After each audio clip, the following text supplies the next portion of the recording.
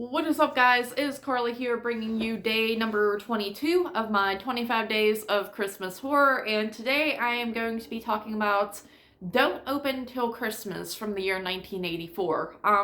Now this is a movie that I had wanted to see for a while. I've seen it this is probably only my second time actually watching it for this review here, but so I have seen it once before, but it wasn't until probably a year or two ago that I first saw it, and it was one that I had wanted to see for several years. The cover and title always intrigued me, and I had always heard good things about it, but it was just one of those things where year after year it would bypass me and I would forget about it, and I don't own it, obviously, but I watched it off of Shudder, I think. Yeah, I'm pretty sure I watched it on Shudder. It is streaming on there. If you don't own it and want to watch it and have Shudder, that's where to see it. But essentially, this movie is about, it takes place in London, and it's around Christmas time, and somebody is going around murdering people that dress up like Santa Claus, like, like mall Santas or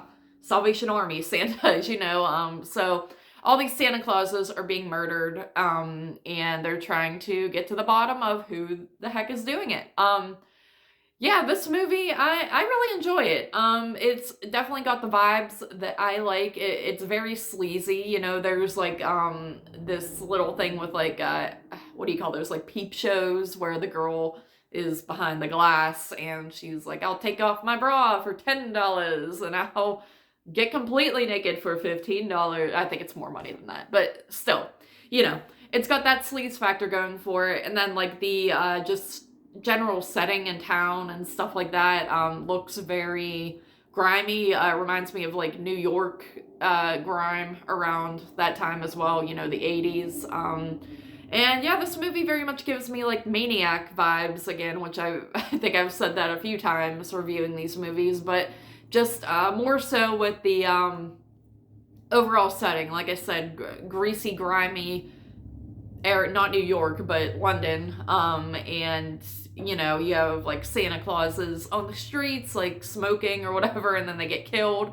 And then girls getting naked, and it's just sleazy, and I am a certified pervert.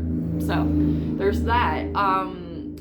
But I also like the concept of, instead of a Santa Claus killer, which I've mentioned on this series as well, where there's so many movies, Christmas horror films, that are just Santa Claus is killing people. Someone's dressed in a Santa suit going around murdering people and all the psych wards, all that fun stuff.